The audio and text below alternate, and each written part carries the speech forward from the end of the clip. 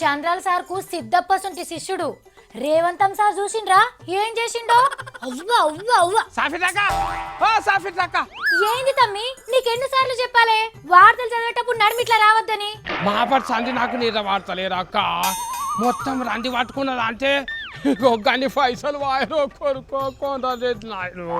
ఏంది తమ్మి ఏమైంది పైసలు ఎక్కడి ఇగో అక్క మనం ఓటేస్తేనేమో 500 ఇస్తారు మళ్ళీ ఆయన ఎవరో ఓటేస్తే 5 కోట్లు ఇస్తున్నారు అక్క. 5 కోట్లు రేవంతం సారు నామినేటెడ్ ఎమ్మెల్యే తమ్మి ఎమ్మెల్సీ ఓట్లప్పుడు గట్లనే ఉంటది డిమాండ్ రేవంతం సార్ దగ్గర అన్ని పైసలు ఉన్నాయక్క.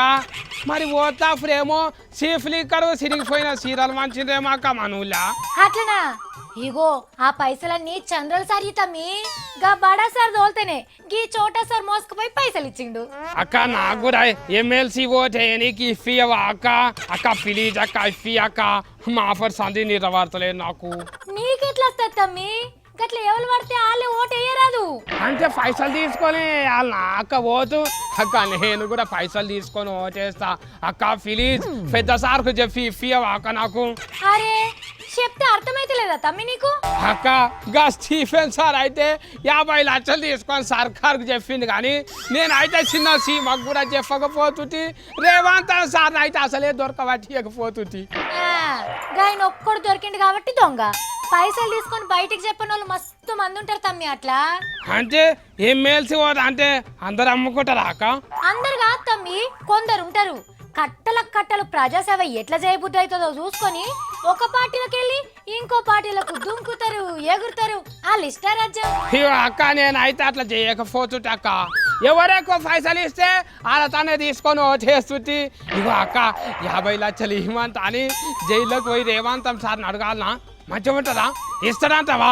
ఏ గాయన తానేమున్నది తమ్మి రేవంతం సార్ దగ్గర గిన్ని పైసలే ఉంటాయట చంద్రాల సార్ దగ్గర గిన్ని ఉంటాయట. నువ్వు డైరెక్ట్ పోయి చంద్రాల సార్ని కలిసినావు అనుకో ఎంబటే నీకెన్ని పైసలు కావాల్సి వస్తే అన్ని ఇస్తాడు. నేను ఓనాక చంద్రాల సార్ దగ్గరికి ఆయన మన రాష్ట్ర ముఖ్యమంత్రి మన రేవంతం సార్ అయితే మన రాష్ట్ర ఫైన కాబట్టి పోతా. ఏ చంద్రాల సార్ కు 2 రాష్ట్రాలు 2 కళ్ళ లెక్క తమ్మి ఏం కదా అడుగుపో. ఏ గాయన దానికి నేను అసలుకేమోనాక ఇగో వచ్చే తాఫకంత ముఖ్యమంత్రి రేవంతం సారేనంటాక రెడ్డిలల్లా బలం గల రెడ్డి రేవంతం సారేనంట కదా. రేవంతం సార్ ముఖ్యమంత్రి ఎవరు చెప్పిండ్రు తమ్మి నీకు గీ జోకు? ఏ నాకేమన్నా తలకాయ లేదనుకుంటున్నావు అక్క. హుతుతాన దొరికిపోనికే రేవంతం సార్ లేక ఇంకా కావాలంటే ఆయననే అన్నాడు చూడు. చిన్న వయసులో కాబోయే ముఖ్యమంత్రి నేనే అంటాను. Reddy community always chief minister chair మాదనుకుంటారు. Age on my side in other వే.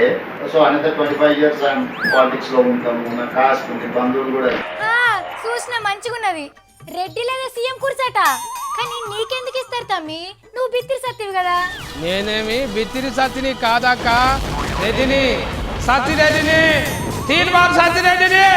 ఏంది నువ్వు రెడ్డి అని పేరు పెట్టుకుంటే రెడ్డి అయిపోతావా? పెళ్లి చేసుకున్నాక ఆడవిలు ఇంటి పేరు మార్చలేరు అక్క. నేను కూడా రెడ్డిలో ఫిలాన్ చేసుకుంటా సత్తిరెడ్డిని అయిపోతా. మంచిగున్నది కదా నా ఫిలాన్ అక్క. నాకు మస్తు జోక్ వస్తున్నది.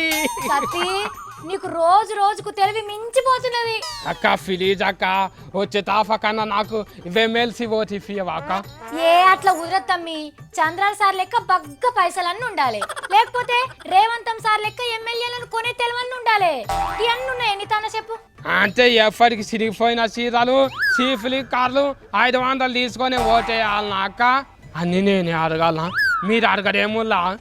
ఏదైనా మన బతుకులు గింతే గీళ్ళకే ఓటేస్తాం గీనే ఉంటాం.